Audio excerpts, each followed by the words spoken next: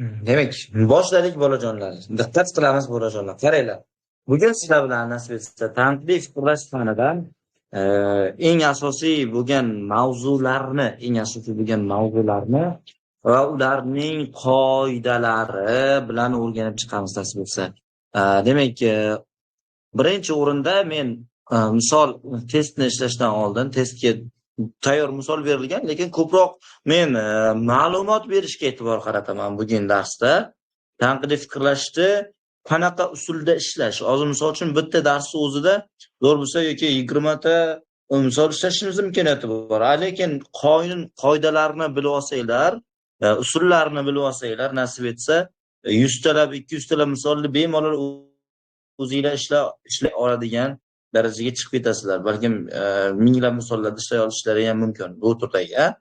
Shuning uchun diqqatli bo'linglar bolajonlar. Diqqatli bo'linglar. Men birinchi turda ya'ni fikrlar tahlili mavzusidan zaruriylik ma'nosi qatnashgan fikrda birinchi turda o'rgataman.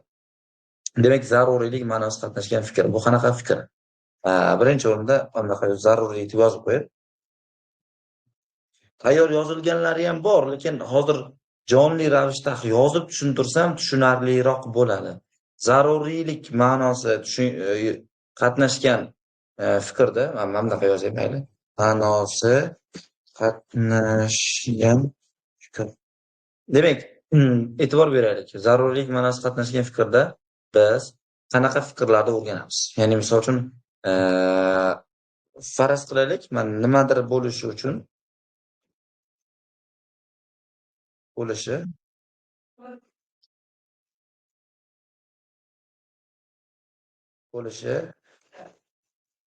kerak ko'rinishda gapni qabul qilaylik. Demak, mana shu qolib, boshqa narsa yozmayman.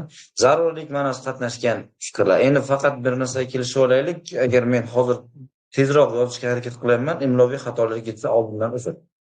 Zaruriylik ma'nosi qatnashgan fikrda, demak, nimadir bo'lishi uchun nimadir bo'lishi kerak. Qolibdagi gaplar bo'ladi. Misol uchun, Anvar ertaga maktabga borishi uchun kun shanba bo'lmasligi kerak. Misol uchun, yoki misol uchun men bozorga borishim uchun havo ochiq bo'lishi kerak. Kun quyoshli bo'lishi kerak desam, misol uchun yana nimadir, xullas ana shu turdagi fikrlarda hammasini biz zaruriylik ma'nosi qatnashgan fikr deymiz. Kelishdiki?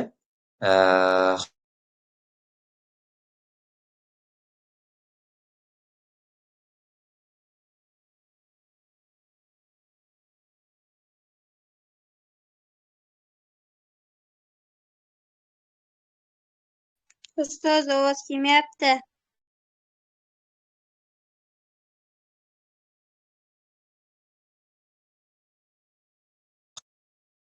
Bolajonlar, biroz shovqin bo'lib qoldi, shuning uchun. Xo'p, zaruriylik ma'nosi qatnashgan fikrda, demak, nimadir bo'lishi uchun nimadir bo'lishi kerak qolibidagi gaplar deylik. Va endi o'sha biz zaruriy shart qismlarini ajratib olamiz endi. Mana bu birinchi, misol uchun biz aytdikki, mana bitta misol keltiraylik-da, Misol uchun Yangi O'zbekiston universitetiga o'qishga kirish uchun IELTSdan kamida 6 ball olish kerak desam, misol uchun men fikr bildirdim, o'sha fikrni tahlil qilishga to'g'ri kelsin. Demak, bunda nimani tushunamiz biz? Yangi O'zbekiston universitetiga o'qishga kirish natija bo'ladigan bo'lsa, IELTSdan kamida 6 ball olish bizda zaruriy shartni bildirib turibdi, to'g'rimi? Zaruriylik ma'nosi qatnashgan fikrda bildiryapmiz. Demak, biz shu fikrdan qanaqa xulosalar olishimiz mumkin? Ya'ni biz tanqidiy fikrlash fanida, fikrlar tahlili mavzusida fikrni o'zidan xulosa olamiz. Hayotdagi ma'lumotlardan tayanib olmaymiz. Misol uchun men aytdimki, shart dedim, ya'ni IELTSdan kamida 6 ball bo'lish shart dedim, bunaqa zarur dedim. Aslida u zarur emas. Misol uchun qanaqadir mukofotlar bilan yoki olimpiada chempioni bo'lib turib o'qishga kirish mumkin, hayotiy jihatdan qarasak. Lekin men aytdim-ku, zarur dedim. Demak, meni gapimdan xulosa qilinadi. Tanqidiy fikrlashda, demak, o'sha fikrda o'zidan kelib chiqadigan ma'no va kelib chiqmaydigan ma'no o'rganiladi, xolos. Tushunarlimi? Shunga asosan bolajonlar. Shunga asosan demak biz hozir o'sha fikr turini qoidalarini ham o'rganib o'tamiz. Qaranglar, zaruriylik ma'nosida qatnashgan fikrni qoidalari. Misol uchun ko'p ko'rgan bolalar ko'p ko'rgan bunaqa fikrda testlarda ko'p ishlaysizlar. Misol uchun repetision testlarga ko'p qatnashasizlar. Shu turdagi, ya'ni nimadir bo'lish uchun nimadir bo'lishi kerak qolipidagi gaplarni ko'p uchratasizlar va unga doir mana shu fikr bo'lsa, kimni gapi to'g'ri, kimni fikri to'g'ri degan ma'lumotlar beriladi, to'g'rimi? Xo'p, demak, o'sha kimni fikri to'g'riligini topishimiz uchun bizda nima bo'lishi kerak? O'shani qoidalarini bilishimiz kerak. Va endi shu o'rinda men hozir qoidalarni bu yoqda klaviaturada yozsam juda ko'p vaqtimiz ketib qoladi. Qoidalarni aytib o'taman. Mana zapisga ham tushadi. Nasib etsa agar zapisni yana qaytadan ko'rsalaringiz yoki kimda kim o'sha qoidalarni bilib olmoqchi bo'lsa, hozirdan telefonni biroz muddatga zapisni qo'shib olsa ham, ekran yozish degan shunaqa narsalari bor.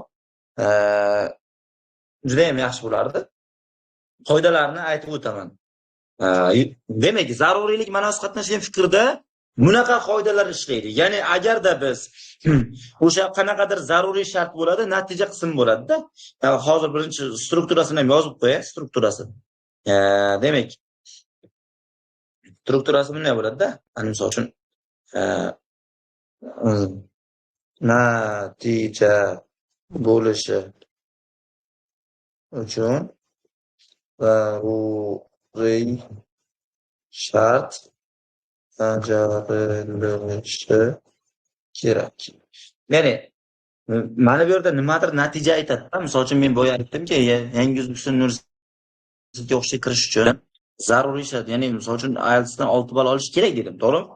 O'sha shartni aytdim, zaruriy shart bo'lish bajarilishi kerak dedim. Demak, bu yerda IELTSdan 6 ball zaruriy shart bo'lib turibdi. O'qishga kirish esa natija bo'lib turibdi.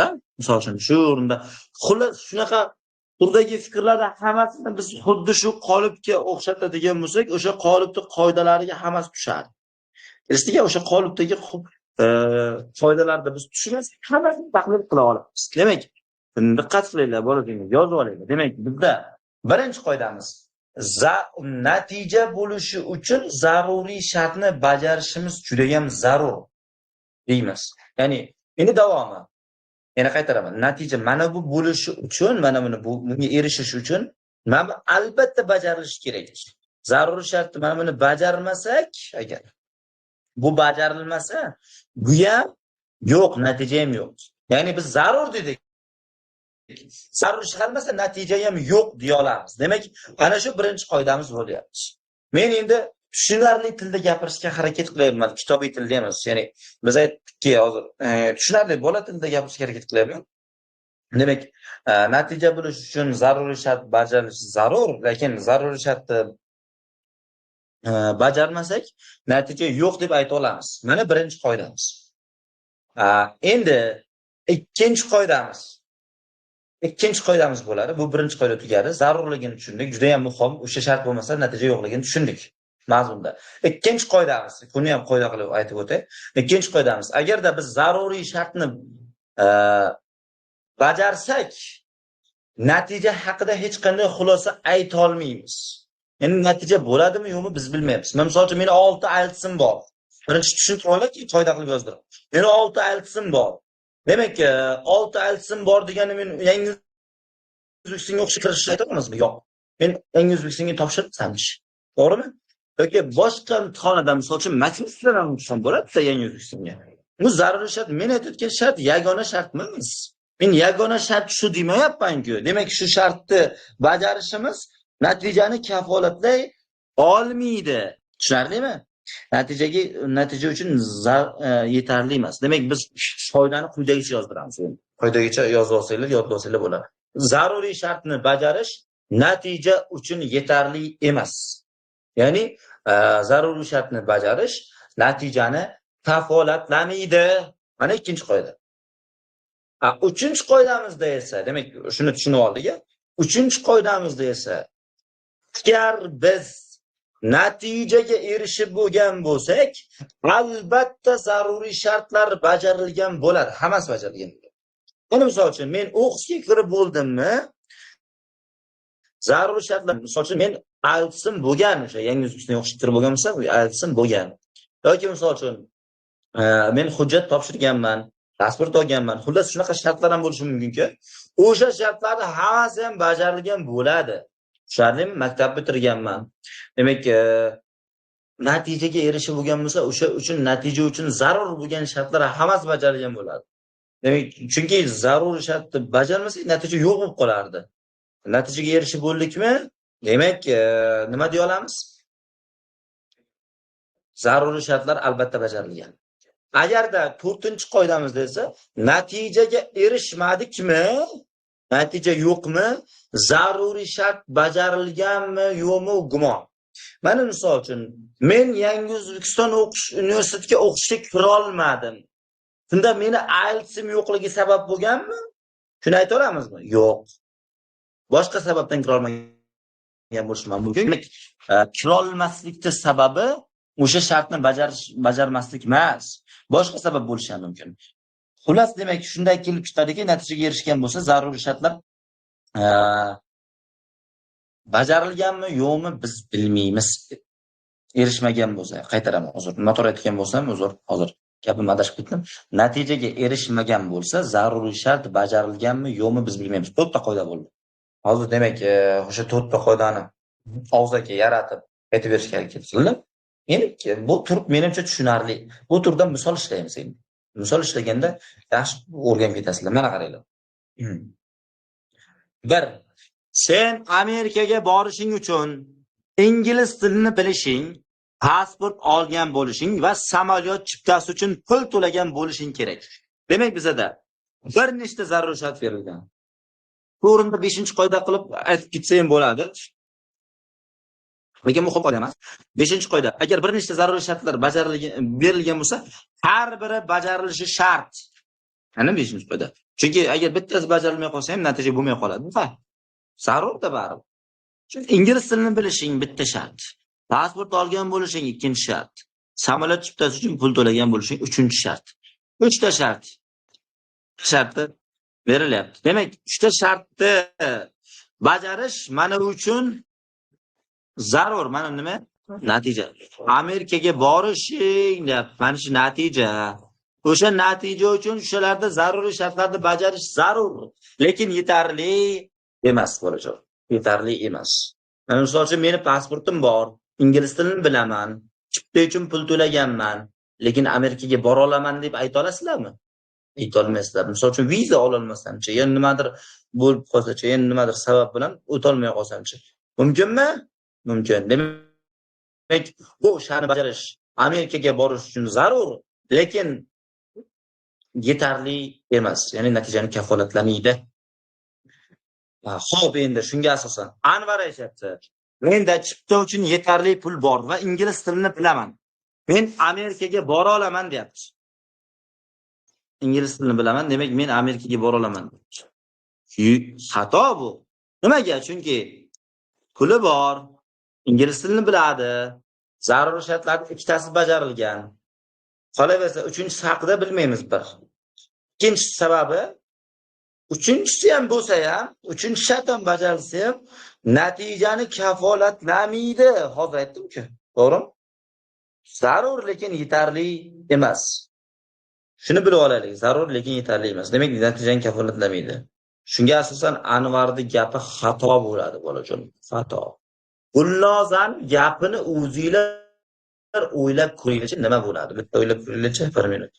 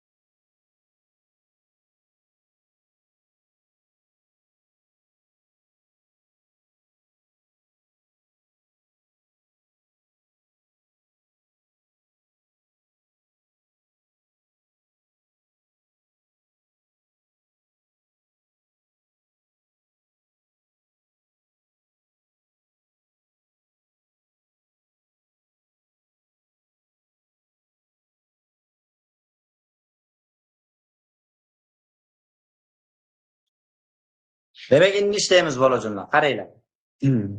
Gulnozani gapini menimcha topdinglar. To'g'ri javob yuborganlar ko'p. Qaranglar. Gulnoza aytayapti, menda pasport yo'q, men Amerikaga bora olmayman deyapti. Bu gap to'g'ri. Nimaga to'g'ri? Chunki biz aytdikki, boya aytdik. Nechinchi qoida? Birinchi qoidamizga asosan. Qoida qilib hozir aytib o'tdim. Menimcha eslab qolganlar eslab qoldi. Yozib olganlar yozib oldi ham. Menda pasport yo'q. Men Amerikaga bora olmayman deyapti. To'g'ri, chunki zaruriy shartni bajarmadikmi, natija yo'q. Natija yo'qligini ayta olamiz biz. Tushunarlimi? Demak, Gulnozaning gapi to'g'ri, faqat Gulnozaning gapi to'g'ri. Kelishdikmi? Endi qaranglar, mana ikkinchi misolni ham qarab olaylik. Gul o'sishi uchun suv va tuproq kerak deyiladi. Bizda ikkita shart bor. Tuproq kerakli aytilyapti. Va endi men shu o'rinda kimdadir, mana misol uchun bitta o'quvchimizga gapirtiray. Hilola bitta gapir. Hilola eshitibsan. Bitta o'quvchilar bola tilidan bitta eshitaylikchi. Eshitibsanmi? Bas, eshitolman. Alaykum assalom. Mana shuni tushuntirib berkinchi. Bek aytyapti, mana gul uchun suv va tuproq kerak deyapti. Demak, bu kerakli shart. Ya'ni agar tuproq yoki suvdan bittasi bo'lmasa, 100% bo'lmaydi. Agar ikkalasi ham bo'lsa, biz bilamiz bo'ladimi yo'qmi. Xo'p, ikkinchi. Aytyapti, men qumga gul ekaman va uni har kuni sug'orib turaman. U juda yaxshi o'sa kerak. Bizda bu kul deyapti, bizda tuproq kerak. Demak, bekniki xato.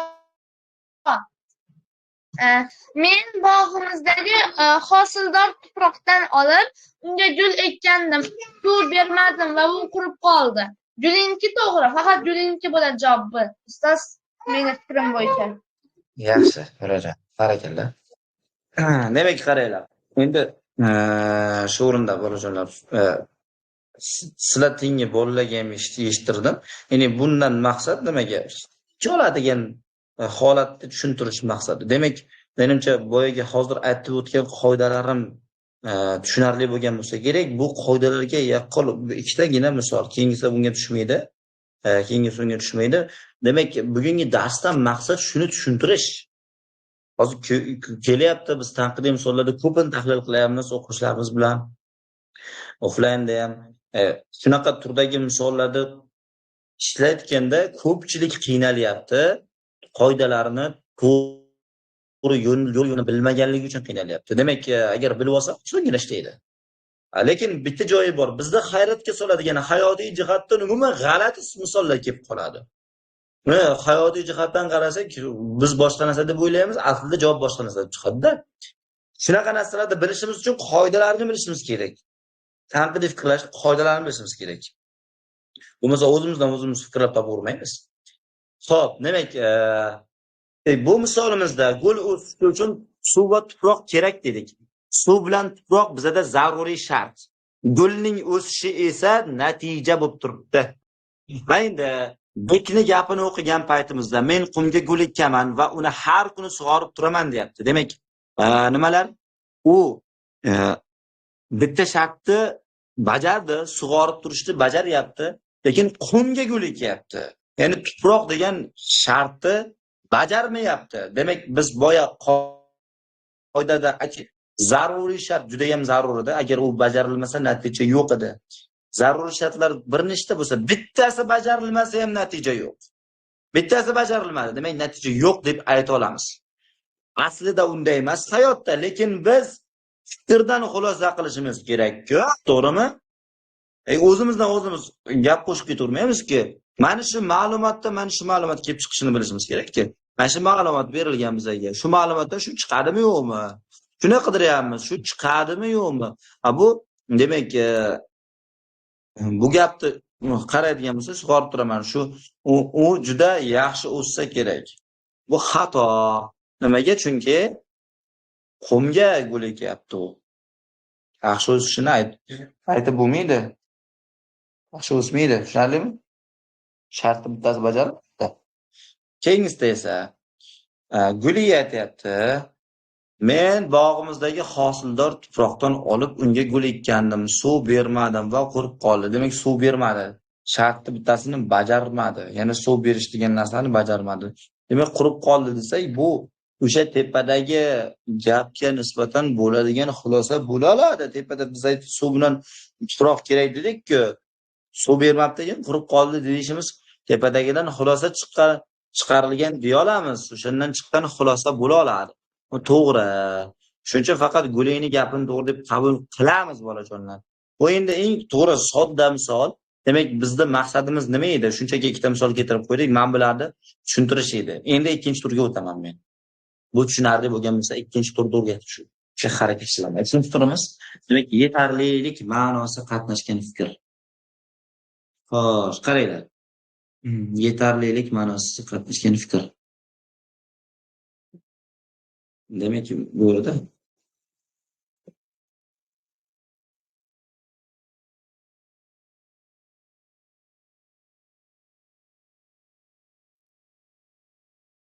demak, qolipni ham yozib qo'ygan.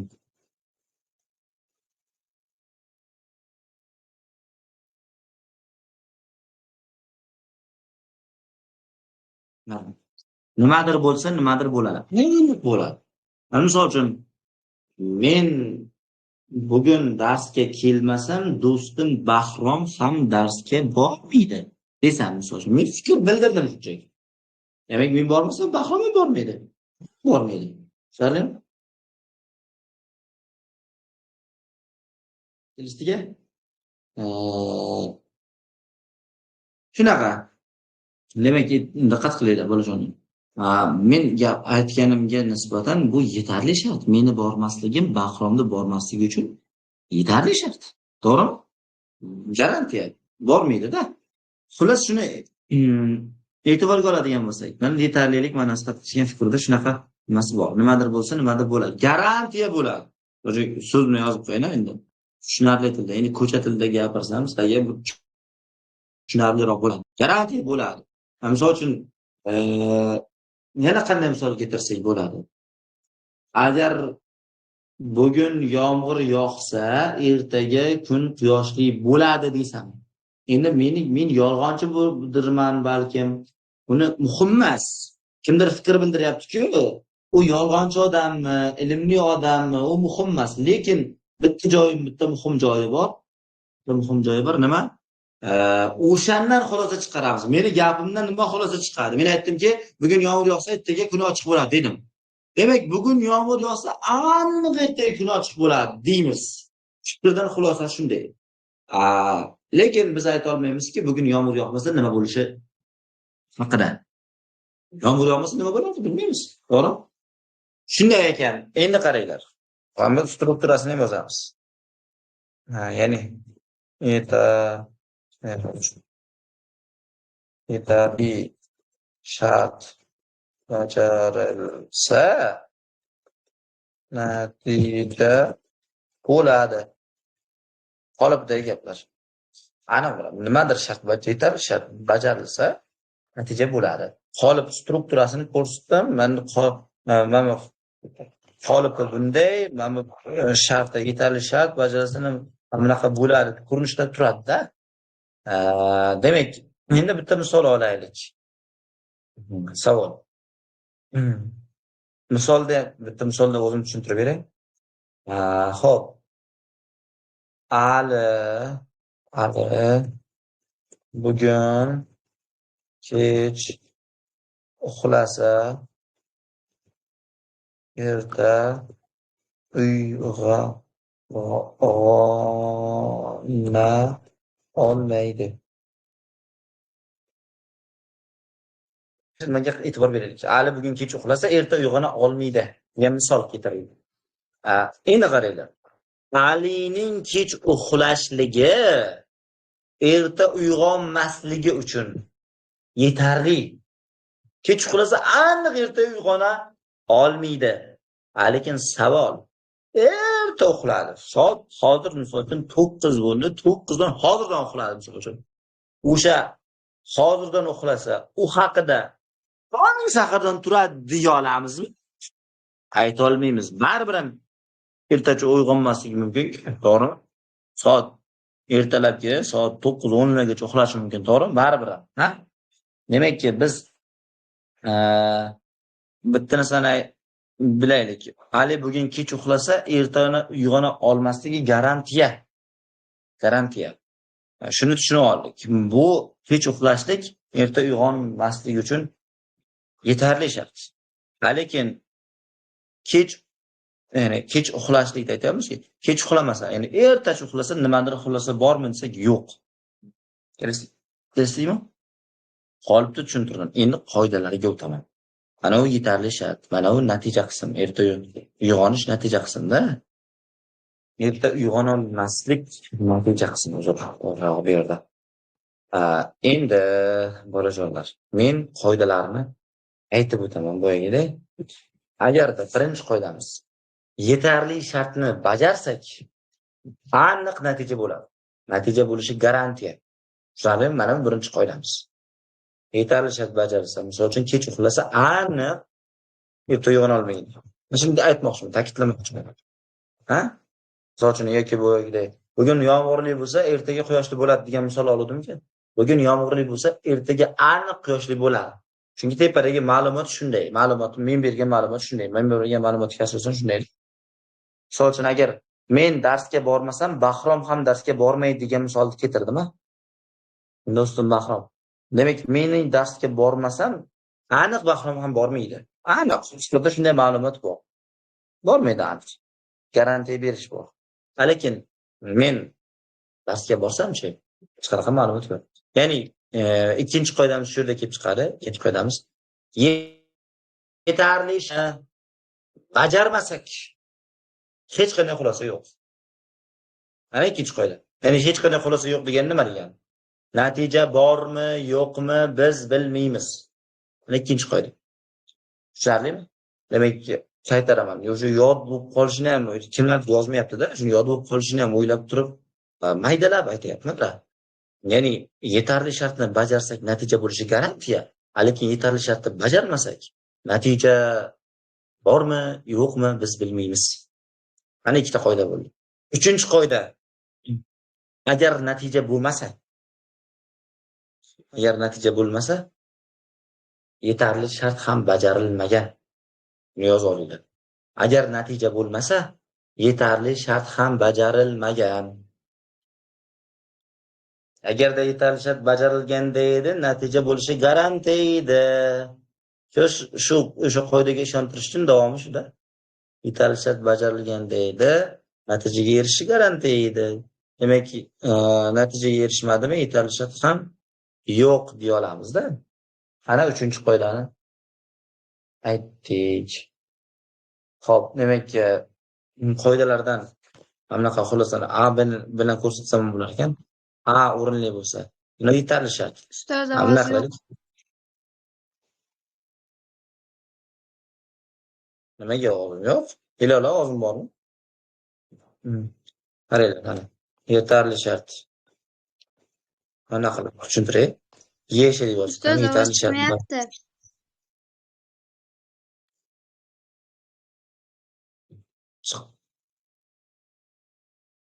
Bugunlar gapirolinglar.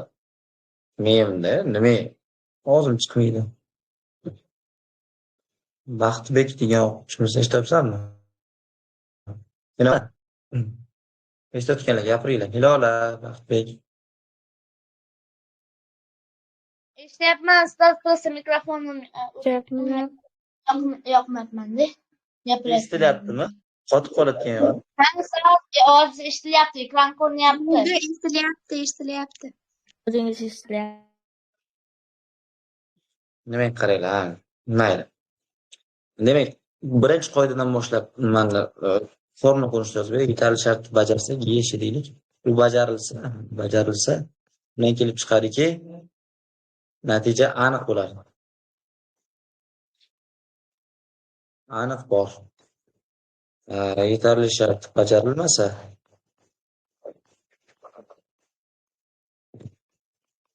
natija nima? Gumon. Hech qanday xulosa yo'q-da. Bu degani o'sha shartni bajarib kelish mumkin. Men aytdim, misol uchun boyagida. Men ertaga darsga bormasam, Bahrom ham darsga bormaydi dedim. Lekin men darsga borsam ham Bahrom bormasligi mumkin-da. Ya'ni yetarli shartni bajarish. Meni darsga bormasligim Bahromni ham darsga bormasligi uchun yetarli. Lekin zarur emas-da, men borsam Bahrom bormasligi mumkin-da. Tushundinglarmi? Shunaqa. Ya'ni bu degani mana bu shart zarur emas. Bu bo'lmasa ham mana bu bo'lishi mumkin. Shuning uchun gumon deyapman. Bu x bo'lsa ham mana bu bo'lishi mumkin. Shuning uchun gumon. Demak, endi agar natija x bo'lsa, yo'q bo'lsa, yetarli shart ham yo'q, bajarilmaydi. Agar natija bor bo'lsa, tuzilamiz. Gumon.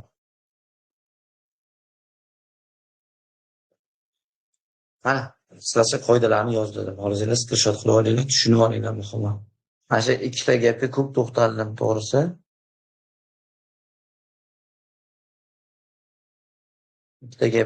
Ikkita gap turida ko'p to'xtaldim. Endi chunki ko'p keladigan ham shu ikkita gap turida, og'ayjonlar. Ko'p keladiganlar ham shu ikkita gap turi. Imtihonni olib ko'rasizlar. O'sha turdagi endi biroz murakkabroq misollari bo'ladi. U murakkabroqni yechish uchun bunaqa misollarni og'zaki bila oladigan bo'lish kerak-da. Tushunarlimi? Misol uchun biz o'zimiz tahlil hozir bunaqa misollar hozir qoidaga tushadigan misollarda oddiysini, oddiyroqlarini shunday qarab bittaga mana bu javob o'sha tez tashlab keta olamiz. Lekin imtihonni darajasida o'zimiz ham muhokama qilib, shoshmasdan ishlaymiz-da. Shuning uchun aytmoqchi bo'lganim, birinchi bularni yaxshilab bilishimiz kerak. Bu qoidalarni bilmasa, unga yo'l yo'q deyarli. Demak, bu tushunarli bo'ldi menimcha. Endi mana misolda ko'ramiz. Telefon yoki kompyuterdan haddan ziyod foydalanish insonning ko'rish qobiliyatiga salbiy ta'sir o'tkazadi. Xo'p, bu yerda yetarli shart bo'ldi. Hech qanday zarur degan narsa yo'q. Kerak degan joyi bormi? Yo'q. Zarur degan joyi bormi? Yo'q. Shuni sezyapmizmi, nimadir zarurligini? Yo'q. Demak, biz bu yerda garantiya berish sezyapmiz, to'g'rimi? Garantiya berish sezyapmiz. Demak, telefon yoki kompyuterdan haddan ziyod foydalansa, insonning ko'rish qobiliyatiga yomonlashadi demoqchi-da. Xullas, mazmuni shuki, shunday qilib o'zimizga qulaylik olamiz fikrda mazmunni. To'g'rimi? Ko'rish qobiliyati salbiy ta'sir o'tkazadi. Bu degani o'qilinsang, ko'rish qobiliyating yomonlashadi demoqchi. Endi bu degani agar haqiqatan ham ko'p ishlatsa yomonlashishi garantiya.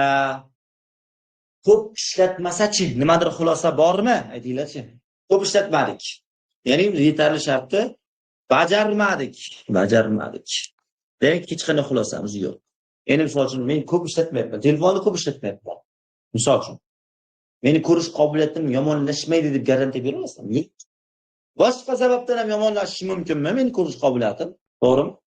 Boshqa sabab, misol uchun kompyuter ishlatayotgandim yoki umuman hech narsa ishlatmasdan men misol uchun kitob o'qirmanda, svit yorug'ida, har kuni kechqurun svit yorug'ida noto'g'ri rejim bilan kitob o'qisam, misol uchun yetarlicha yoritilmagan joyda.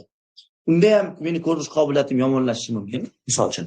Demak, shuni inobatga oladigan bo'lsak, biz mana bu ikkinchi qoida, mana shu qoidani tushunib olamiz. Nimaga qoida qilib yozildi, nima kerak? Bizga shuncha nimalik ortiqcha narsalar deyish mumkin-da. Demak, o'shanda tushunasizlar, bolajonlar. O'sha qoidalarda mazmuni ichiga kelganda shunday asqotadi. Bu hozircha endi kirayotgan o'quvchilar uchun juda bir keraksiz, g'alati narsa deb tuyulishi mumkin, lekin aslida ancha muhim narsa-da, qoidalar. Hech qayerda yo'q qoidalarda men o'zim o'quvchilarga o'rgatish jarayonida, shu tanqidiydan dars o'tish jarayonida o'zimga foyda qilib olganman, shunaqa tushuntirish metod qilib olganman. Demak, shu qoidalarni o'quvchilarga yozdiraman, shunaqa o'rgattiraman, keyin qiynalmasdan muhokama qilishadi. Hozir men bu o'quvchimiz ham qiynalmasdan to'g'ri muhokama qilib berdi. Shu qoidalar o'rgatgan. Xo'p, telefon yoki kompyuterdan haddan ziyod foydalanish insonning ko'rish qobiliyatining salbiy ta'sir o'tkazishini bildik. Ilhom aytdi, Dilnoza ko'rish qobiliyatining yomonlashganidan shikoyat qildi. Demak, u telefondan ko'p foydalangan bo'lsa kerak. Yo'q. Nimaga? Ko'rishni biz aytdikki, hozir tahlilda nima dedik? Ko'rish qobiliyatini yomonlashishiga boshqa sabab ham bo'lishi mumkin. Ya'ni biz u telefondan ko'p foydalanganini ayta olmaymiz-da. Demak, natija bor. Zaruriy mana bu ya'ni 4-qoidaga mos kelyapti. Bizda ko'rish qobiliyati yomonlashgan. Demak, natijamiz ko'rish qobiliyatini yomonlashishi edi-da. O'sha bor hozircha bizda natija bor. Demak, yetarli shart bormi? Mana qaranglar. Natija bor, yetarli shart gumon, to'g'rimi? Biz ayta olmaymiz, bajarilganmi yo'qmi. Bunga asosan mana qaranglar. Dilnoza ko'rish qobiliyatini shikoyat qildi. Demak, telefondan ko'p foydalangan bo'lsa kerak deyapti. Yo'qda, yetarli u shartni bajarmasdan boshqa bilan ham ko'zi yomonlashgan bo'lishi mumkin ko'rish qobiliyati. To'g'ri? Xato shuning uchun bunga. Tushunarlimi? Yulduz aytadi, telefondan juda ko'p foydalanish qobiliyatiga salbiy ta'sir o'tkazadi. Bu aniq xato. Chunki nimaga? Ortiqcha ma'lumot berildi. Eshitish degan gapni olib qochish qismi bor. Eshitish haqida hech qanday xulosa aytmaymiz. Tushunarlimi, bolajonlar? Demak, to'g'ri, oson misol ishlayapmiz. O'zi atiga 3tagina misol ishladik. Biz bu darsda misol ishlashni yo'llarini o'rganmoqchimiz. Ko'p misol ishlamoqchi emasmiz. Xohlasanglar qachondir dars tashkil qilsak, bitta dars o'zida 40 ta 50 ta misol ishlashimiz mumkin. Faqat biz yo'lni yaxshilab tushunib olaylik, hammaga manfaatli bo'lsa. Demak, ikkalasini ham gapi noto'g'ri bo'ldi. Tushunarlimi? 3-fikrimiz. Mana 4-fikrga qaradik. Agar Shovot tumanida yomg'ir yog'ayotgan bo'lsa, Gurlan tumanida ham yomg'ir yog'ayotgan bo'ladi. Demak, mana bu yana yetarli shartga doir misol bo'lyapti. Yetarli shartga doir misol. Buni qanday qilib ishlaymiz? Qanday qilib ishlaymiz? Demak, e'tibor beraylik, bolajonlar. E'tibor beraylik. Bunga mana bu yerda Shovot tumanida yomg'ir yog'ayotganlik bo'lishi, mana shunday yomg'ir yog'ishi, Gurlan tumanida ham yomg'ir yog'ayotgan bo'ladi, deyapti. Bundan kelib chiqadiki, bundan kelib chiqyapti, bunda yog'ishi. Demak, mana bu yetarli shart. Xuddi men borsam Bahrom, men bormasam Bahrom ham bormaydi dedim-ku. Xuddi shunday bo'lyapti. Men darsga bormasam Bahrom ham darsga bormaydi dedim. Shunday ekan, bu yerda meni bormasligim yetarli shart edi-da. Bu yerda Shovotda yog'ishi, Gurlanda yog'ishiga yetarli shart. Yetarli shart. Gurlan tumanida ham yomg'ir yog'ayotgan bo'ladi. Demak, Shovotda yog'ishi, Gurlanda yog'ishi uchun yetarli degan ma'noda kelyapti-da. Lekin zarur emas. Demak, biz aytdikki, aytaylikchi, qaranglar, Shovotda yog'sa, mana bunaqa struktura qilib olaylik. Shovotda yog'sa, demak, Gurlanda yoqadi deyapmiz. Bundan kelib chiqadiki, mana shunaqa, bu yetarli shartda bitta qoidasi, bizda bitta amal bor. Kimlardir biladi, implikatsiya amalining qoidasi. Agar ikkalasini ham inkor qilsak, Shovotda yog'maydi degan gapni olsak, x desak, Gurlanda ham yog'maydi degan gapni x desak, strelkamiz bu tarafga qarab qoladi, bolajonlar. Nimaga? Chunki implikatsiya amalining qoidasi. Buni ham inkor qildik, bunisini ham inkor qildik, strelka teskariga qaraydi birinchi. Boshqa tarafdan shundan ham o'zingizlar o'ylab ko'ringlarchi, Shovotda yog'sa, Gurlanda yog'ishi garantiya edi. Demak, Gurlanda yog'may qoldimi, Shovotda ham yog'magan. Chunki Shovotda agar yog'sa, mana bunaqa bo'lib qoladi. Shovotda yog'ishidan Gurlanda yog'ishi kelib chiqadi. Ha? Bizda ham Gurlanda ham yog'masligi mumkinmi? Mumkin emas-ku. Demak, Gurlanda yog'madimi, Shovotda ham yog'magan. Shovot ham x. Agar Shovotda ptechka bo'lganda edi, mana bu kelib chiqib qoladi. Tushunarlimi? Ziddiyat bo'lib qoladi shunda. Demak, biz mana bu qoidadan buni keltirib chiqarishni o'rganib olaylik. Mana sizlarga bitta fakt.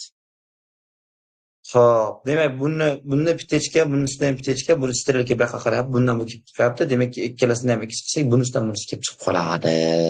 O'yinchoqlar, xullas. Shunaqa. Demak, buni fikrda o'zini tushunib olyapmiz. Shu o'zini tushuntirishga vaqt ketyapti qachondan beri. o'zini yaxshilab tushuntirishga. Amal gaplar tahlil qilish oson, Mahliyo gapi, Alibekning gapi. Osongina tahlil qilib ketamiz. Hozir qaranglar. Mahliyo ob-havo ma'lumotlariga ko'ra, hozirda Gurlan tumanida yomg'ir yog'yapti. Demakki, Shovotda ham yomg'ir yog'ayotgan bo'lsa kerak. Yo'q. Bizda mana bu narsadan anaqa narsa chiqmaydi, qo'ylar. Ishdan kelib chiqmaydi. Gurlanda yog'ishdan. Ya'ni biz aytamizki, hozir biz Shovotda yog'ishdan Gurlanda yog'ishini chiqaryapmiz-ku. Mahliyo aytayaptiki, bunday deyapmiz. Gurlanda yog'ishdan Shovotda yog'ish kelib chiqadi deyapmiz. Nima qilyapti? Kelib chiqadimi shunday? Bundan bu kelib chiqadimi? Yo'q. Chiqmaydi. Steriliga bu yoqqa qaragan. Bunisidan bunisi kelib chiqadi, lekin bunisidan bunisi kelib chiqmaydi. Boyagi gapimda ham. Men bormasam Bahrom bormaydi. Lekin Bahrom bormasa men haqimda xulosa yo'q. Men boraveraman, farqi yo'q. Tushundinglarmi? Boyagi gapga o'xshataylik. To'g'rimi? Shunday. Osmonda bulut bo'lmasa yomg'ir yog'maydi desa. Bu degan osmonda bulut bo'lsa, yomg'ir yog'adimi, yo'qmi biz bilmaymiz. To'g'rimi? Yoki yomg'ir osmonda bulut bo'lsa, yomg'ir yog'maydi dedik. Osmonda bulut yo'q bo'lsa, yomg'ir yog'maydi dedik. Bunda bu gapdan yomg'ir yog'masligidan osmonda bulutni yo'qligi kelib chiqmaydi. Osmonda bulut bo'lib turib ham yomg'ir yog'mayotgan bo'lishi ham mumkin. Shu misollarga e'tibor berasizlar bolajon. Biroz tushunish qiyin, boshiga kirishish qiyin tanqidiga. O'zingizlar tanqidning holatini ko'rgansizlar. Shunga asosan hozir eslab qolib batafsil tahlil qilish kerak. Hozir aytayotgan gaplar. Xo'p, endi Mahliyoni gapini biz xatoga olamiz. Chunki bundan bu kelib chiqib turibdi, bunisidan bunisi kelib chiqmaydi hech qachon. Chunki Mahliyoni gapi xato aniq. Alibek aytayapti, kecha Gurlan tumanida yomg'ir yog'mayotgan edi, X edi. Menimcha o'sha paytda Shovotda ham yomg'ir yog'mayotgan bo'lardi. To'g'ri. Alisher mana shu gapni aytayapti. Mana bu Xligidan, mana bu Xligi kelib chiqadi deyapti, demoqchi. To'g'ri-da buni gap. Alisher debman. Alibekning gapi to'g'ri-da. Nima? Buni Xligidan, buni Xligi kelib chiqadi-da. Bilasiz shu Alibekning gapi. Faqat Alibekning gapi to'g'ri. Tushunarlimi bolajonlar? Mana bu ikkita turdagi gapni men yaxshilab tahlil qilib berdim. Bo'ldi, ikkita misol olingan bunga xolos. Uzr. Uchinchi misolim bor ekan. Qachonki yomg'ir yog'sa, Jasmina albatta bozorga boradi. Yomg'ir yog'sa, bozorga borishi garantiya. Savol: yomg'ir yog'masa nima bo'ladi? Demak, tushungan o'quvchilarimizdan kimnidir mikrofonni qo'shsam juda ham yaxshi bo'lardi.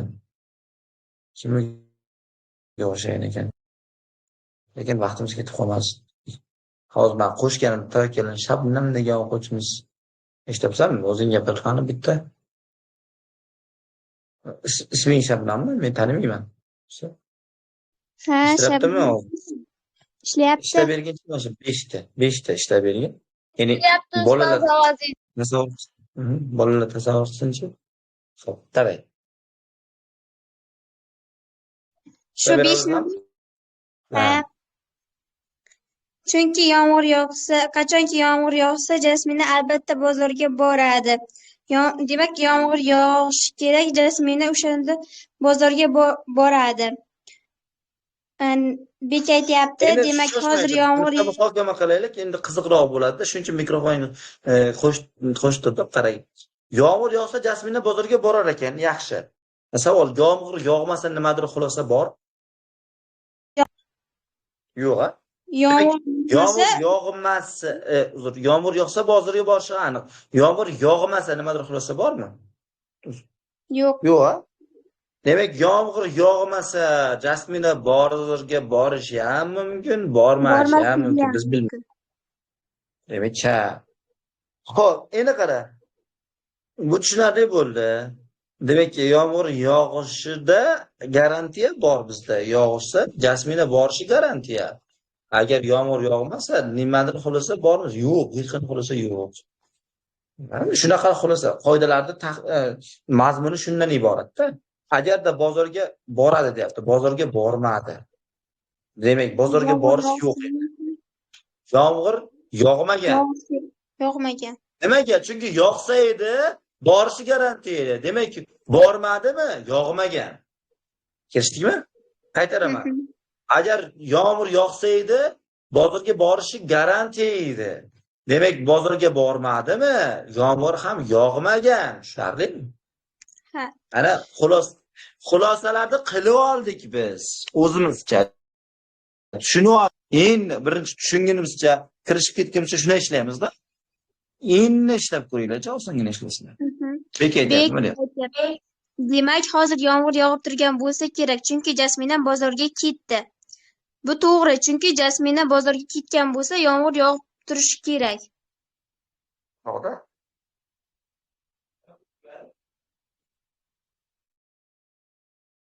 Yo'q.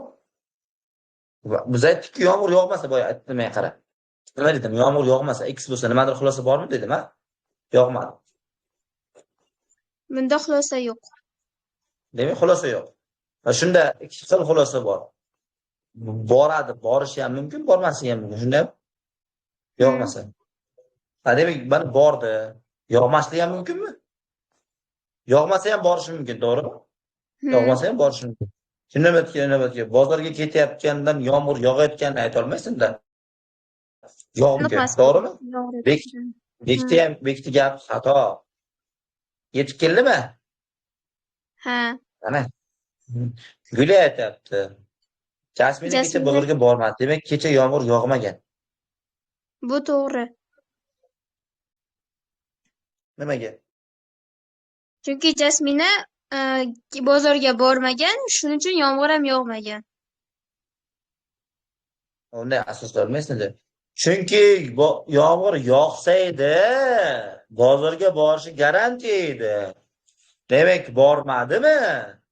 Yog'magan. Boya gapimiz-ku. Boya aytib, xuddi shuni aytdim-ku. Ha. Gulning gapi to'g'ri. Faqat Gulning gapi to'g'ri. Barakalla. Prosta endi nima qilganim, muhokama uchun kim bilandir muhokama qilsam sizlarga tushunarli bo'ladi-da.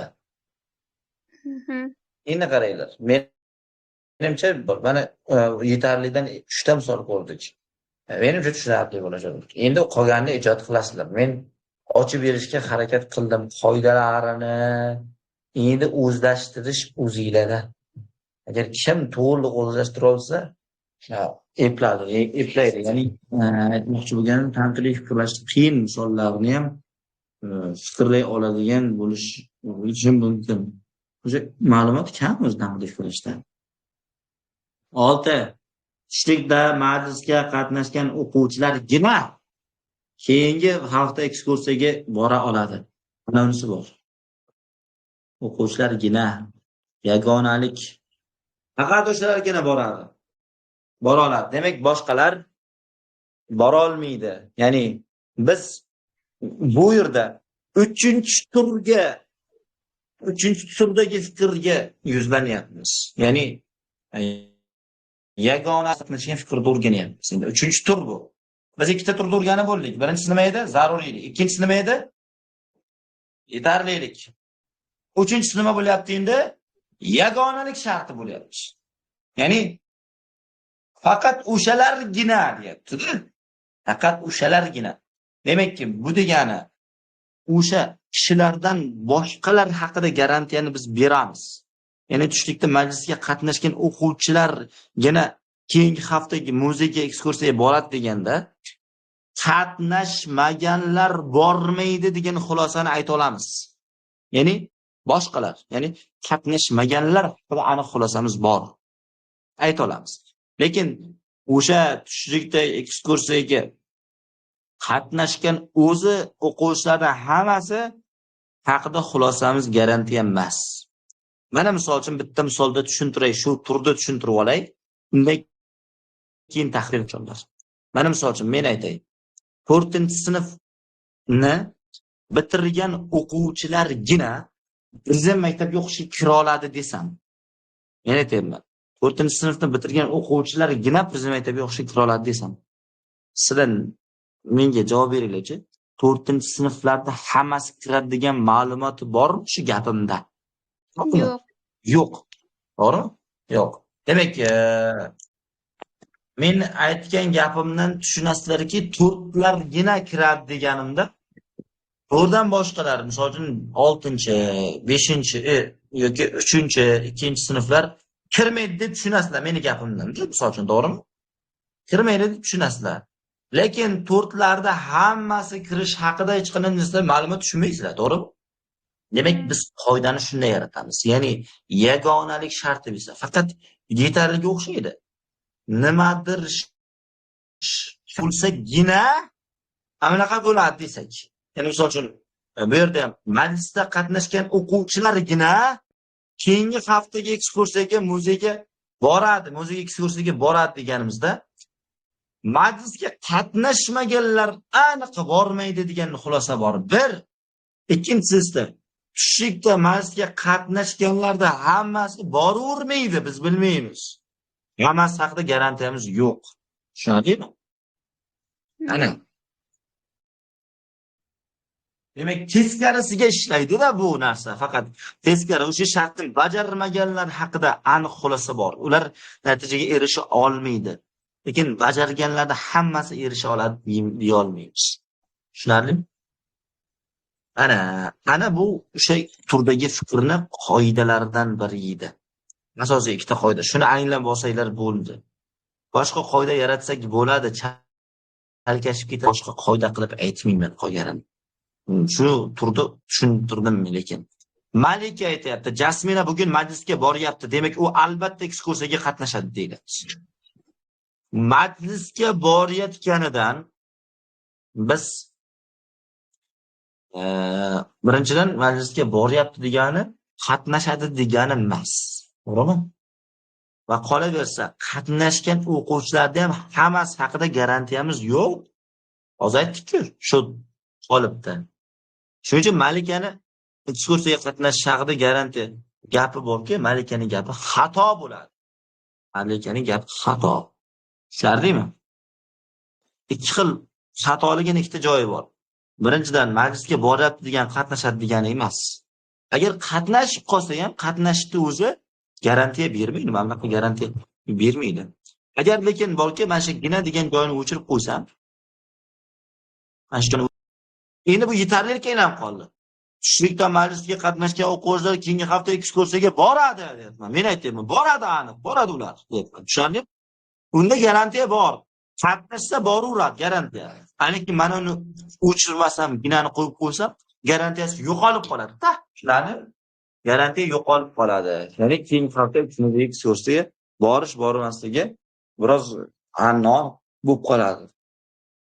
Kelishdikmi? Farqini bildikmi? Endi farqini harakat qilasizlar, ya'ni ham tushunishga. Men bundan ortiq maydalashni bilmayman, lekin qachondan beri 6 ta misolni tushuntirishga harakat qilyapman. Tatyana aytayapti, Nuh bugun tushlikda tennis o'ynagani bormoqchi. Demak, tennisga borsa, u nimaga bormaydi? Muzeyga bormaydi. Majlisga bormaydi. Tennisga borsa, majlisga qatnashmaydi-da. Majlisga qatnashmasa, demak, u ekskursiyaga bora olmasligi garantiya. Bora olmaydi ekskursiyaga, bo'ldi. Demak, faqat Tatyananing gapi to'g'ri bo'lar ekan. Mana. Demak, bu yagonalik shartiga doir misollardan biri edi. Ana endi keyingi misolimiz, endi bundan buyoq qaranglar, mana 7.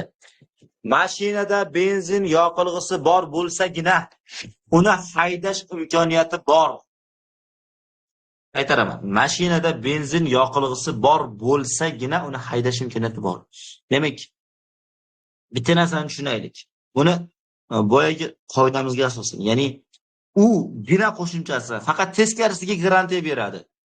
Mashinada benzin yoqilg'isi yo'q bo'lsa hayda bo'lmaydi deya olamiz. Shu gapdan. Lekin bor bo'lsa haydaverasan degan ma'lumot yo'q. Tushundingmi? Ana, shuni bilib oldik. Tohir aytayapti, kecha dadam menga mashinasida benzin yoqilg'isi tugab qolganini aytdi.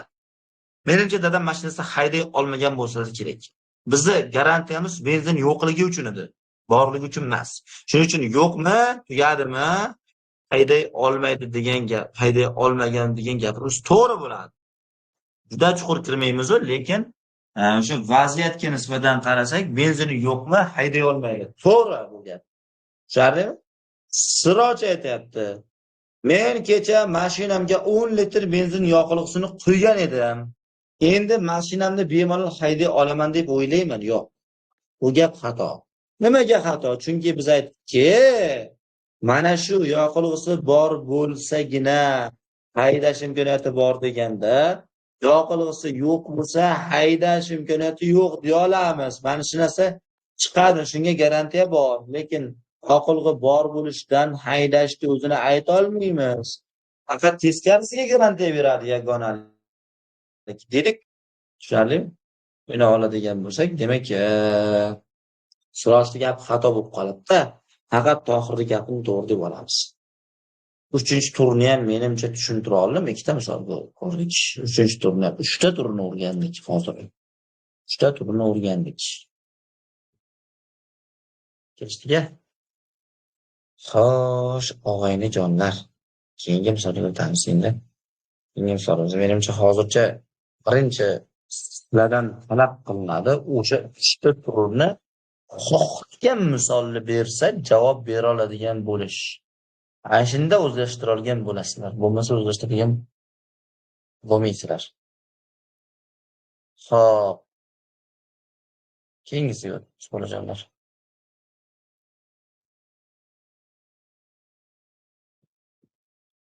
Xo'p. Iqtisod sohasida muvaffaqiyatga erishish uchun biznesga oid bilimlar va sarmoya bo'lishi kerak. Bu qaysi turdagi fikrga misol? Mikrofoni qo'shilganlar bitta aytib o'ringlarchi.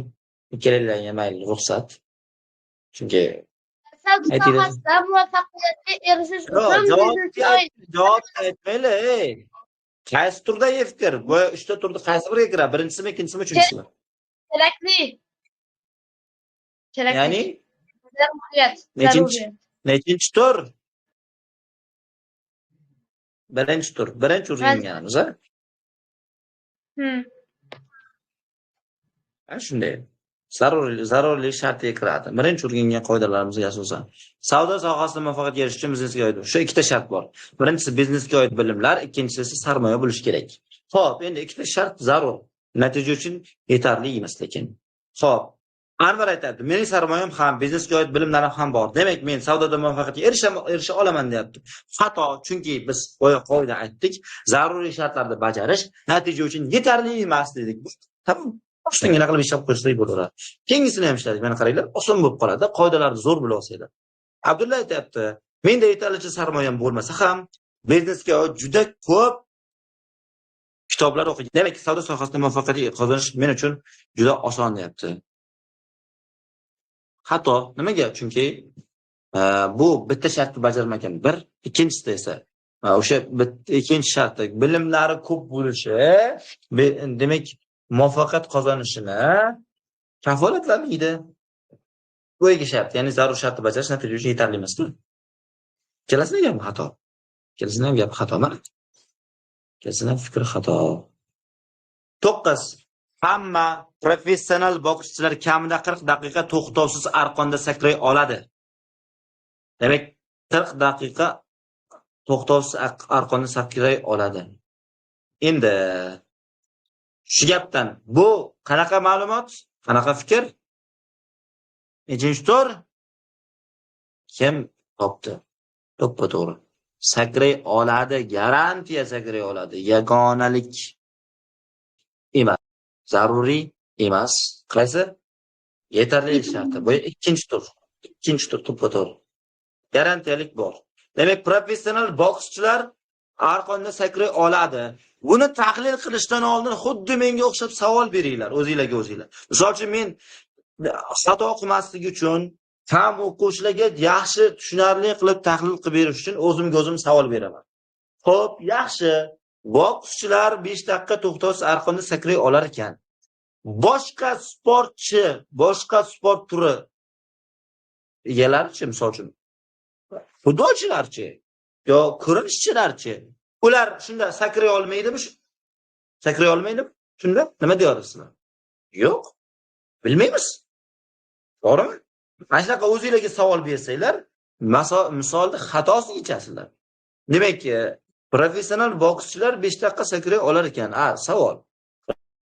Professional bo'lmagan kishilar, misol uchun futbolchilar, kurashchilar yoki oddiy kishilar, misol uchun siz bilan bizga o'xshagan kishilar. Shunda ular 5 daqiqa sakray olmaydimi? Yo'q, sakray olishi mumkin, to'g'rimi? Demak, lekin biz garantiya beramiz, bokschilar aniq sakray oladi, lekin boshqalar haqida xulosa yo'q. Boshqalar ham sakray olishi mumkin.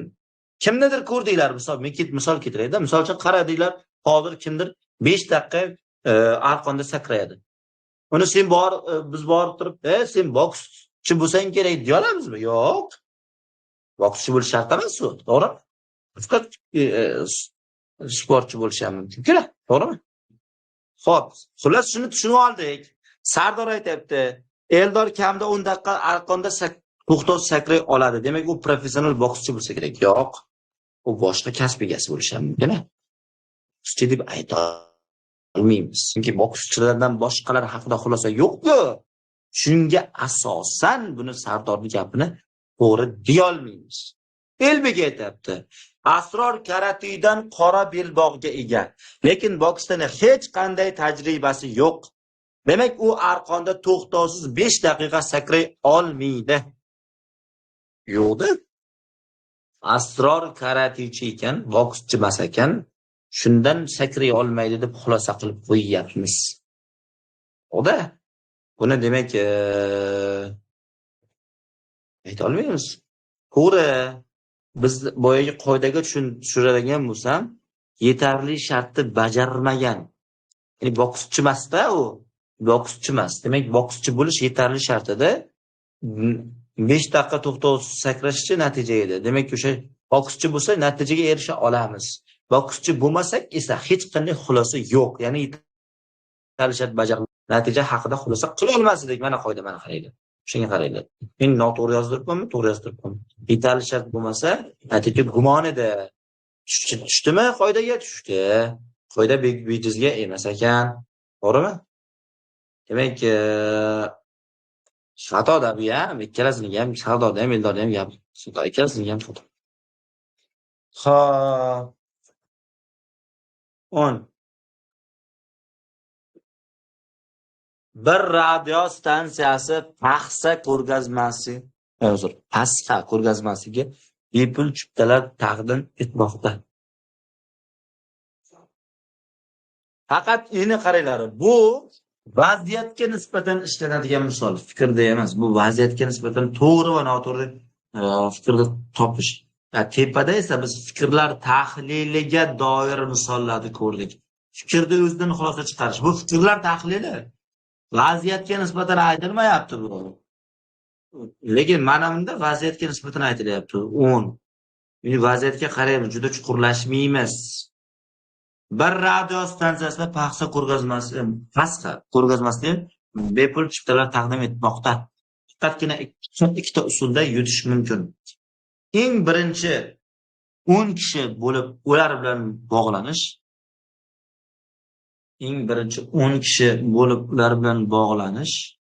Ularning telefon qo'ng'iroqlariga javob berish.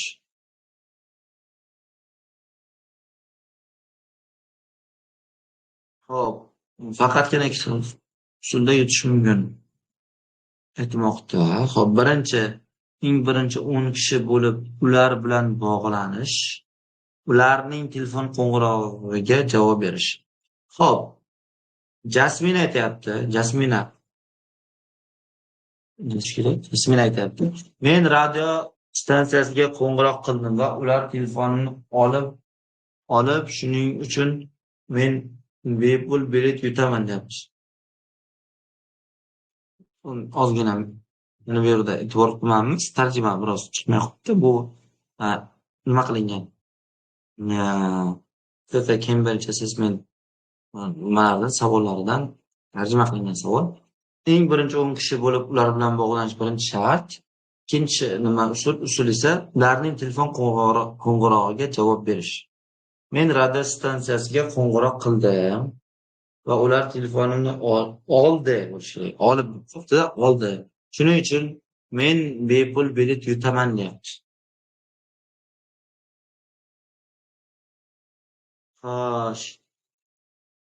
Demak, buni ayta olamiz. To'g'ri ayta olamiz. Vaziyat kesibdi. Nimaga? Menga bir nechta bunaqa misollardan ham ko'rib berishimiz kerak edi sizlarga.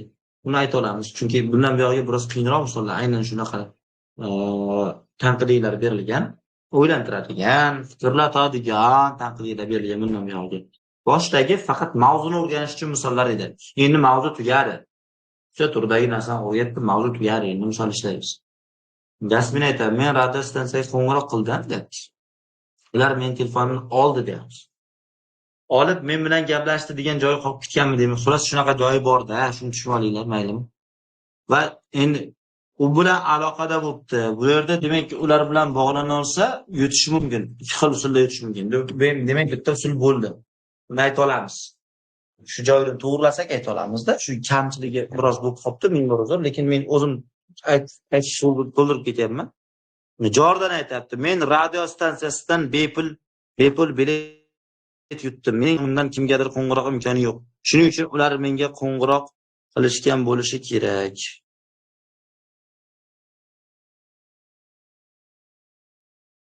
Ular bilan bog'lanish. Xo'p, telefon qo'ng'irog'iga javob. Ular menga telefon. Ha. Ming bor uzr bolajonlar, bunaqa qilamiz.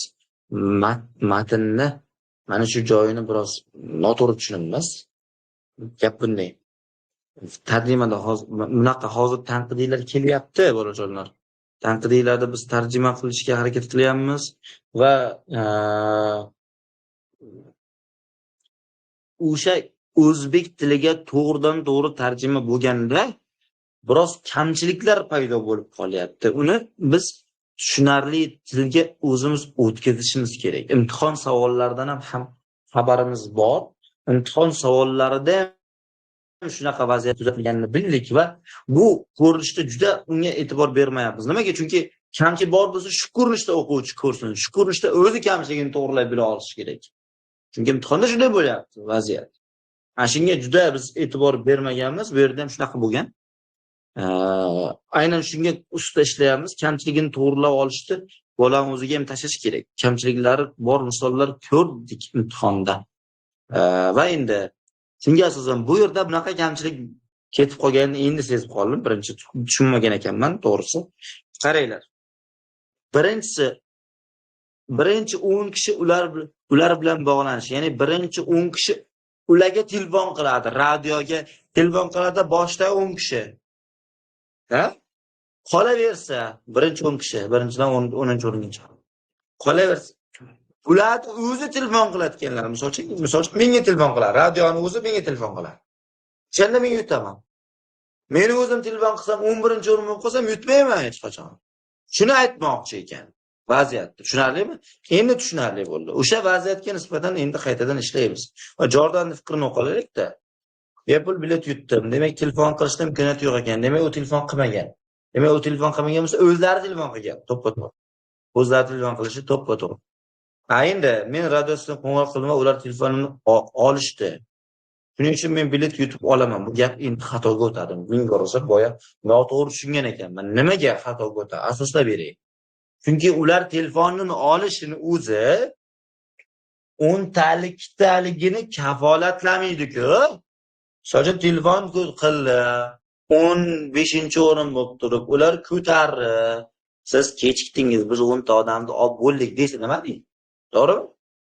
Shunaqa, ana shunaqa vaziyat bo'lgan misolda, demak shuning uchun Jasminaning gapi nimaga bu qoldi, xatoga chiqib ketib qoldi va endi biz misolni kamchiligini tuzatdik. Tuzatishni o'rganishimiz kerak bolajonlar. Misolni kamchiligi tuzatib o'rganishimiz kerak. Faqat Jordanning gapi bejon. Shifokorlar fikriga ko'ra bolalar jismoniy sport o'yinlari bilan ko'proq shug'ullanishlari kerak. Demakki, endi asoslovchi fikr. O'sha shifokorlar shunaqa tavsiya berdi. O'sha tavsiyasiga qo'shilishimizga sabab bo'ladigan javobni topishimiz kerak. Aniq qidirdik. Jismoniy sport o'yinlari bolalarni maktab darslaridan chalg'itib, vaqtini behuda sarflashga olib keladi. Bu degani sport bilan shug'ullanma deganini bildiradi. B. Futbol va voleybol o'yinlari bolalar sog'ligiga ijobiy ta'sir o'tkazib, jismoniy quvvat bilan ta'minlaydi. Bu ham asos emas. Faqat futbol va voleyboldan iborat emas-ku sport, to'g'rimi? Boshqa sportlar ham bor.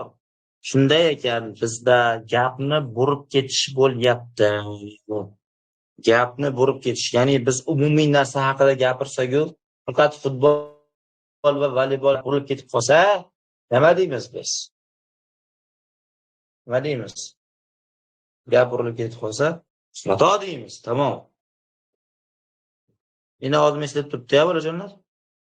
Endi S'da jismoniy sport o'yinlari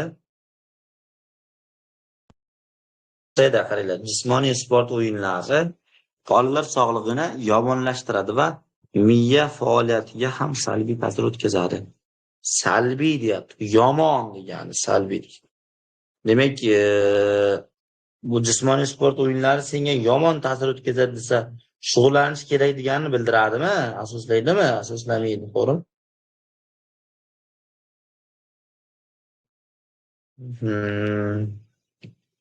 Demak, xato, javob to'g'ri. Jismoniy sport o'yinlari bola sog'lig'ini mustahkamlaydi va miya faoliyatiga ham ijobiy ta'sir o'tkazadi. Bilan ijobiyni bilishimiz kerak. So'zlarning ma'nosini. Salbiy degani yomon degani, ijobiy degani yaxshi degani. Tushunarlimi? 12. Veterinar hayvonlarning bolalari haqida gapirib shunday dedi. Yovvoyi hayvonlarga kelsak, ularga tegmaslik yaxshiroqdir. Ammo uyida mushukchalar va kuchukchalar va boshqa uy hayvonlari uchun ehtiyotkorlik bilan muomala qilish ularning to'g'ri rivojlanishiga ishonch hosil qilish uchun muhimdir.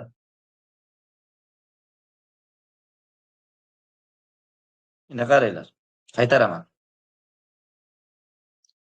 Asoslovchi fikr berdi ham. Veterinar aytibdi, hayvonlarning bolalari haqida gapirib shunday dedi. Yovvoyi hayvonlarga kelsak, ularga tegmaslik yaxshiroqdir. Xo'p. Tegmagan yaxshi, bolalarga ham tegmagan yaxshi. Yovvoyi hayvon baribir xavfli joylari bo'ladi baribir. Ammo uyida mushukchalar va kuchukchalar va boshqa uy hayvonlari bilan ehtiyotkorlik bilan muomala qilish ularning to'g'ri rivojlanishiga ishonch hosil qilish uchun muhimdir. Demak, ehtiyotkorlik bilan teginish mumkin deyapti-da. Ushbu jumlaning qaysi biri to'g'ri bo'lsa, veterinarning davosini eng yaxshi qo'llab-quvvatlaydi. Xo'p, veterinarning gapini ma'qullaydi. Biz uni rostligiga, to'g'ri gapirayotganiga ishonishimiz kerak. Qaysi javobdan so'ng ishonamiz biz? A. Ba'zi odamlarning uylarida bir vaqtda yovvoyi bo'lgan uy hayvonlari bor. U veterinarning gapini ma'qullamaydi. B. Kuchukchalar va mushukchalar bilan muomala qilish ularga odamlardan kamroq qo'rqishlariga yordam beradi. Bu biroz ma'qullaydi. Buni xato demaymiz. Ko'p odamlar yovvoyi hayvonlarga ovqat va suv qo'yib ularga yordam beradilar. Bu veterinariy tegmaslik kerak, davosini ma'qullamaydi. Kuchukchalar va mushukchalar bilan muomala qilish ko'pchilikka yoqadigan ishdir. Yoqadi desa, uni ishla. Kuchukchalarni, mushukchalarni ushlab parvarish qilish kerak degani bildirmaydi-ku. Bittagina asosimiz B bo'ldi. Bni nimaga to'g'riga olmay turdim? Sababi kuchli, undan kuchliroq asos chiqib qolsa, boshqasini olib ketamiz. Shunaqa metodamda. Asos bir nechta bo'lsa, eng kuchli sababni olamiz. To'g'ri javob B. 13. Kitob musobaqasida tayyorgarlik ko'rayotgan kitob musobaqasiga. Ya'ni kitobxon musobaqasi deylik. Kitobxonlarga o'qituvchi ertalabki 8:00 gacha belgilangan kitobni o'qishni boshlamaganlar vaqtida yuta olmaydi dedi. Belgilangan kitobda o'qishni boshlamaganlar 8:00 gacha belgilangan kitobni o'qishni boshlamaganlar musobaqada yuta olmaydi dedi. Demak, tushunarli. Demak, 8:00 gacha boshlash shart ekan. Boshlash shartligini, zarurligini bilib oldik. gap boshqacha ko'rinishda berilgan, demak biz unvonlikka zarurligini bilib oldik. Nima dedik? 8:00 gacha belgilangan kitobni o'qishni boshlamaganlar musobaqada yuta olmaydi dedik. Endi xo'p, shunga asosan qaysi biri to'g'ri? A javob: ertalabki soat 8:00 dan oldin belgilangan kitobni o'qishni boshlagan hamma kitobxonlar musobaqada g'olib bo'ldilar. Yo'q, buni ayta olmaymiz. Lekin kechikkanlar g'olib bo'lsa garantiya, lekin ertachi boshlaganlar haqida garantiyamiz yo'q. Xo'p, ertalabki soat 8:00 dan oldin belgilangan kitobni o'qishni boshlagan ba'zi kitobxonlar musobaqada g'olib bo'la oladi. 8:00 dan oldin buni ham garantiya bera olmaymiz.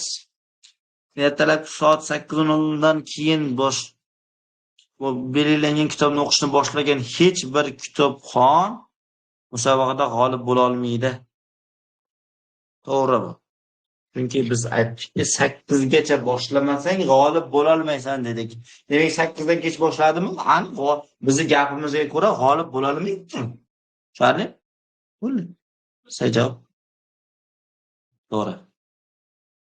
Javob: kitobxona musobaqasi oldindan ertalabki soatdan oldin belgilangan kitobni o'qishni boshlaganlar yo'q. G'oliblarigina emas.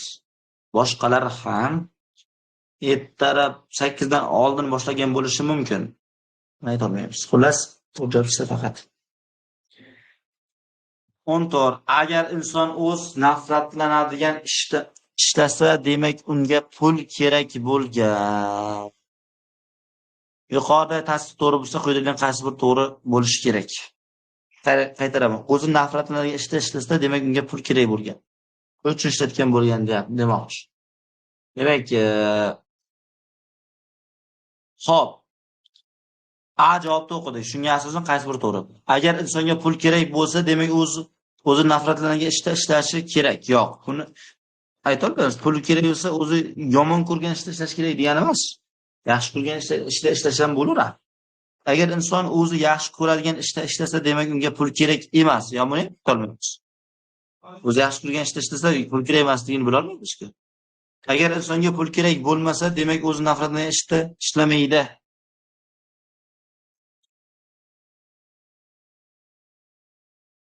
Xo'p, buni xulosa qilishimiz mumkin. Xo'p. Uzr, to'xtayman. Besini o'qidi. Agar insonga pul kerak bo'lmasa, demak o'zi yaxshi ko'radigan ishda ishlaydi. Buni ayta olamiz. Pul kerak bo'lmasa, o'zi yaxshi ko'radigan ishda ishlaydi. Demak, mana qaraydi. Mana bizda fikrda o'zi yomon ko'radigan ishda ishlayapti. Demak, pul kerak bo'lgan.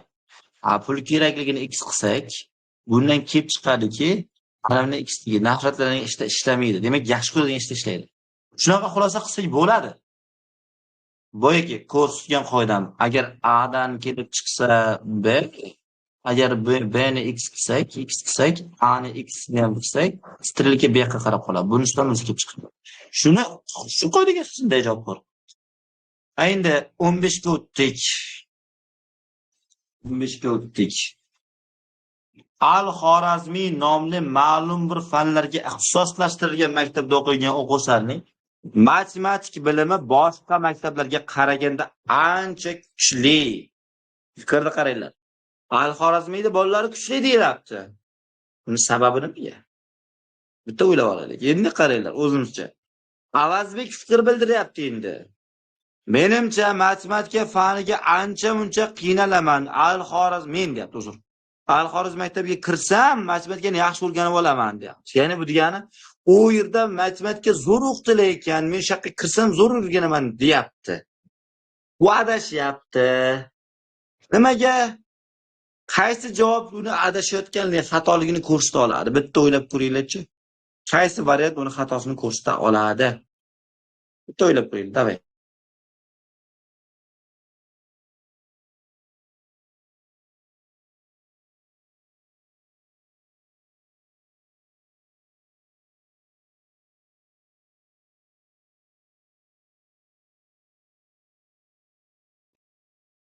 demak, o'qib oldinglarmi? Ishlaymizmi? Ishlaymiz, ha? Xo'sh. Sabab bunday. Al-Xorazmiy maktabiga avvaldan kuchli bolalar kirsa, demak u xato qilayotgan bo'ladi. Men ham desam, zo'r o'rgan olaman deyotgan xatoda. Chunki avvaldan matematikani zo'r bilgan o'quvchilar qabul qilinadigan bo'lsa-chi, bu yerda juda zo'r o'qitilmasdan ham bilimi zo'r kuchlilar kirgan bo'lsa, demak Avazbekning kamchiligini shu vaziyat tushuntirib bera oladi. To'g'rimi? Shu vaziyatga qarasak, Avazbek adashayotganini sezamiz. Javob o'qidik. Al-Xorazm maktabi o'quvchilarining bilimi boshqa maktablarga qaraganda ancha kuchli. Yo'q, bu o'sha Avazbekning xatosini bu ko'rsatmaydi. Al-Xorazm maktabida yaxshi o'zlashtira olmayotgan o'quvchilarning tushunmagan savollarni a'lochi o'quvchilar o'rgatadi. Yo'q, bu ham emas. Al-Xorazm maktabida matematikadan yaxshi bilib ega bo'lgan o'quvchilar imtihon bilan qabul qilinadi. U yerda o'qitish zo'r deb ayta olmaymiz. O'quvchilar yig'ilgan o'zi. Shuni hisobiga ular avvallar kuchli desak bo'ladi, tushunarlimi? Shu fikrdan shunday deya olamiz. Men u maktabda yomonlamoqchi emasman, fikrdan xulosani aytayapman shunchaki. Yaxshi.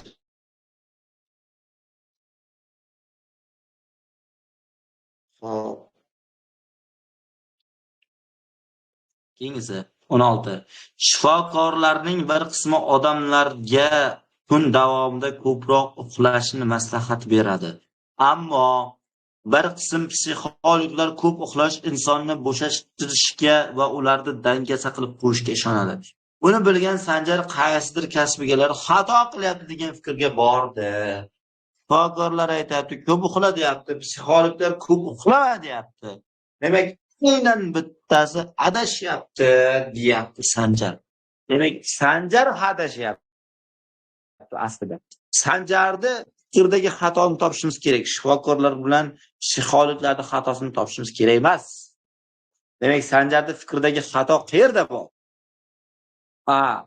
U bir tarafga yon bosishni istamayapti. Yo'q. U vaziyat Sanjarni fikrda xatoni ko'rsatmaydi-da bu. Kimningdir xatoga yo'l qo'ygani uchun aybdor deb topishga urinmoqda. Yo'q, unday emas. Sanjarning gapini xatosini topishimiz kerak biz.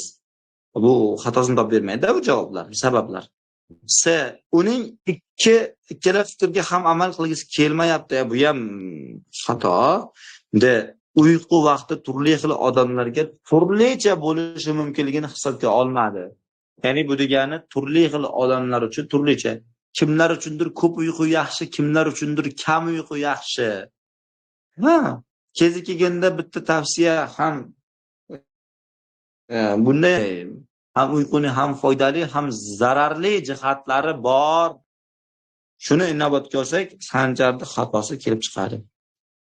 Uyqu bir tarafdan foydali, bir tarafdan zararli ko'p uyqumizda.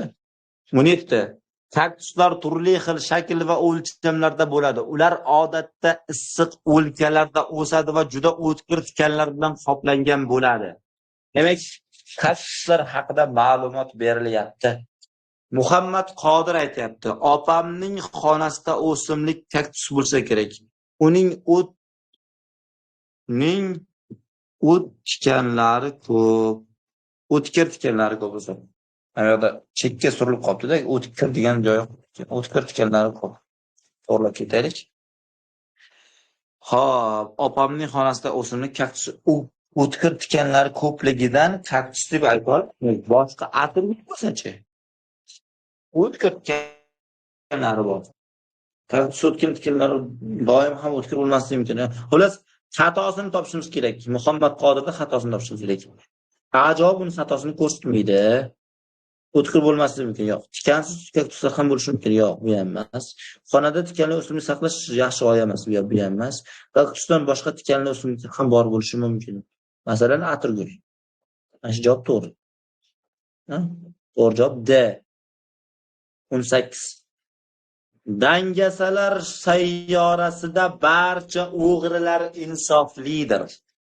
Ba'zi poraxo'rlar insofli emas. Hech bir o'qimishli kishi poraxo'r emas. Demak, bizga ma'lumotlar berilgan. Faqat buni tasavvur qila olmay qolamiz. Murakkab fikr, to'g'rimi? Ya'ni tepadagida yetarli shartda berilyapti, lekin bu murakkab fikrligi uchun to'g'ridan to'g'ri ishlolmaymiz. Buning uchun nima qilamiz? To'plam chizamiz. Aylanma to'plamlar usulida ishlaymiz. Dangasalar sayyorasi, misol uchun mana shu ekranim dangasalar sayyorasi bo'lib tursin. Uni ichida ish bajaryapmiz, ekrandan tashqarida emas. Endi qolaversa mana shu buyoqda dangasalar sayyorasi mana shu ichkari. Deylik, qolaversa endi barcha o'g'rilar insoflidir. O'g'rilarni chizsam, mana qizilda o'g'rilar jamoasi, to'plam bilan chizyapman. O'g'rilar jamoasi, o'g'rilarni biz insofli deyapmiz. O'g'rilar jamoasi bo'lsa, mana bu ko'p to'plami esa to'plamiz insoflilar.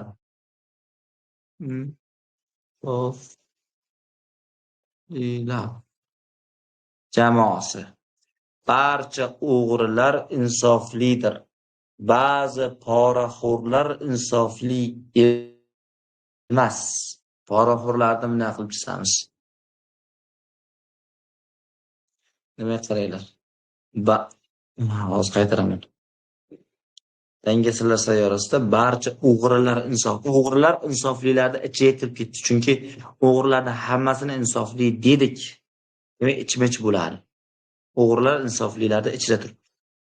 Va endi ba'zi poraxo'rlar insofli emas.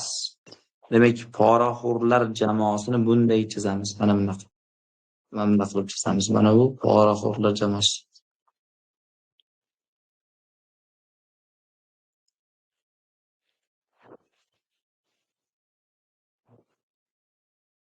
Poraxo'rlar jamoasi mana shunday qilib chiziladi. Poraxo'rlar nima ekan? Insofli emas ekan. Hech bir o'qimishli kishi poraxo'r emas ekan. Demak, poraxo'rlar ham yoki tashqarida demoqchi-da. Uchun kesishtirib chizishga majburman. Poraxo'rlarning ba'zilari insoflidan tashqarida bu yerda kimdir bor. Demak, bu kesishmaydi deb ayta olmaymiz-ku. Shuning uchun kesishtirib chizishga majburmiz. Mana yoqda o'g'ri emas deb ayta olmaymiz-ku. Ba'zi poraxo'rlar o'g'ri ham bo'lishi mumkin-ku. Shuning uchun kesishtirib chizishga majburmiz. Kesishtirib chizdim. Va endi ba'zi poraxo'rlar insofli emas. Bu chizildi. Hech bir o'qimishli kishi poraxo'r emas. Demak, o'qimishli kishilar jamoasi poraxo'rlardan tashqarida turadi. Kesishmasa bo'ldi. Mana ularda mana kesishmasa bo'ldi. Bunaqa qilib chizamiz. Mana ular o'qimishli kishi.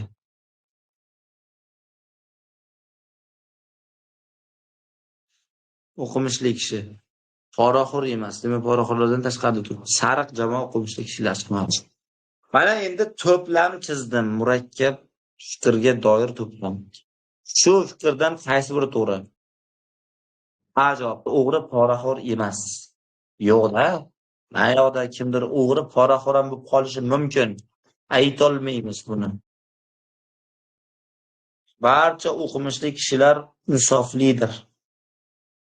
O'qimishli kishilar hammasi insoflilar orasida deb ayta olmaymiz-da. Hamma yoqdagi o'qimishli kishi insofsiz bo'lishi mumkin-ku. To'g'rimi? Insoflilar bilan ichmash deb aytmadik-ku, ma'lumot o'rni. Shunday, demak, xato bu ham. Ba'zi o'qimishli kishilar poraxo'r bo'lishi mumkin. Kishilar poraxo'r bo'lishi mumkin. O'qimishlilar poraxo'r emas dedik-ku. Xato. Zaytki hech bir o'quvchi poraxo'r emas. Shuni oladigan bo'lsak, xatoda, xato. Qaranglar. Ba'zi o'g'rilar poraxo'r bo'lishi mumkin. Mumkin. Ko'rasizlar, o'g'rilar poraxo'r bo'lishi mumkin. Hech bir o'qimishli kishi o'g'ri emas. O'qimishli kishi o'g'ri emas. Yo'qda. Mana yoqdagi o'qimishli kishilar o'g'ri bo'lishi mumkin-ku, kesishi mumkin-ku. Ham xato. Faqat to'g'risi, demak, D javob bo'la oladi. Mana to'plamga ham doir misollarga oxirida. Agar to'g'ri va noto'g'ri fikr, ya'ni biz birinchi ko'rdik, zaruriylik, yetarlilik ko'rdik. Bunaqa murakkab fikrni ko'rgan paytimiz yetarlilikda agar murakkab fikr bo'lsa, uni to'plam qilib yechamiz. Xuddi shunday. Fikr murakkab, bir qancha ma'lumot bor. Demak, to'plam qilib yechamiz. Tushunarlimi? Bunday bolajonlar menimcha ancha manfaatli, foydali bo'lgan umidda. O'zim agar texnik sabablar bilan og'zim qotib qolgan bo'lsa yoki